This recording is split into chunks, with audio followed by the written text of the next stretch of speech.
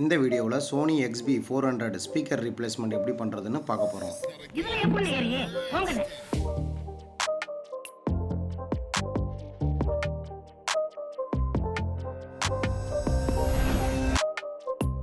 Sony XB400 இந்த டிவைஸோடைய build quality ரொம்ப சாலிடாக சூப்பராகவே இருக்கும்.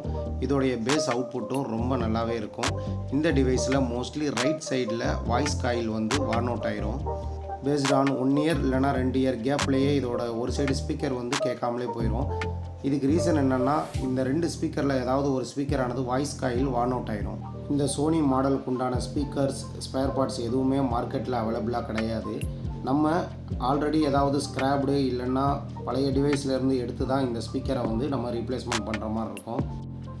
ரிப்பேர் ஸ்டார்டிங்கில் ஃபஸ்ட்டு கேபிள் ஜாயின்ட்ஸ் எதுவும் டேமேஜ் ஆகிருக்கா அப்படிங்கிறத செக் பண்ண போகிறோம். பேட்டரி செக்ஷனை டிஸ்அசம்பிள் பண்ணி அதில் இருக்கக்கூடிய கேபிள் கைடை ரிமூவ் பண்ணி இருக்கக்கூடிய ஒயரை ஸ்லீவ் பண்ணி செக் பண்ணி பாருங்கள்.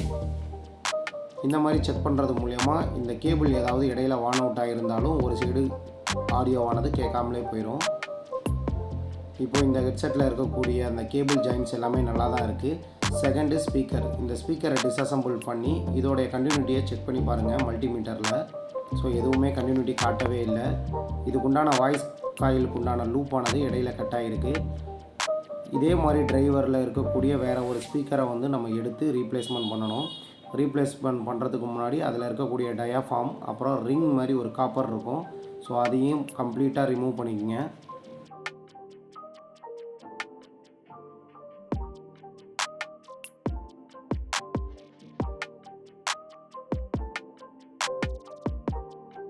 இப்போது ஆல்டர்னேட்டிவ் ஸ்பீக்கரை நம்ம வந்து வேறு ஒரு டிவைஸ்லேருந்து எடுத்திருக்கோம்.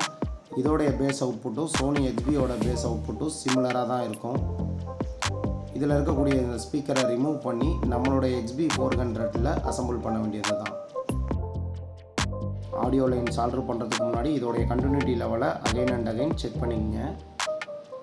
இப்போ இதோட கண்டினியூட்டி லெவல் ஓகே. ஆடியோ லைனை நம்ம சால்டர் பண்ண வேண்டியது தான்.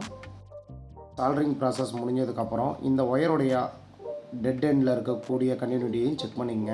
சில டைம் நம்ம என்ன தான் சால்டரிங் பண்ணி வச்சுருந்தாலும் வரக்கூடிய ஒயர் இடையில ஏதாவது ஜாயின்ட்ஸ் இல்லை டேமேஜ் இருந்துச்சுன்னா மறுபடியும் ஒன் சைடு வந்து கேட்காது.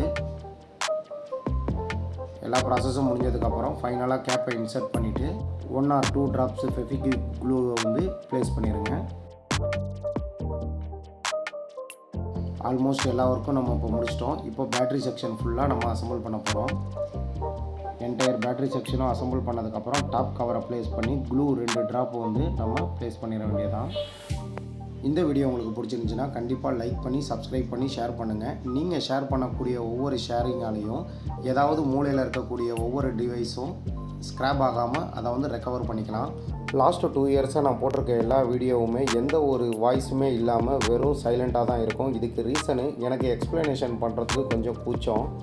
இப்போ கரெக்டாக நான் அந்த ப்ராக்டிஸை எடுத்துக்கிட்டு இருக்கேன். டே பை டே நான் வந்து எல்லா வீடியோவுமே பேசி தான் போட்டுக்கிட்டு இருக்கேன்.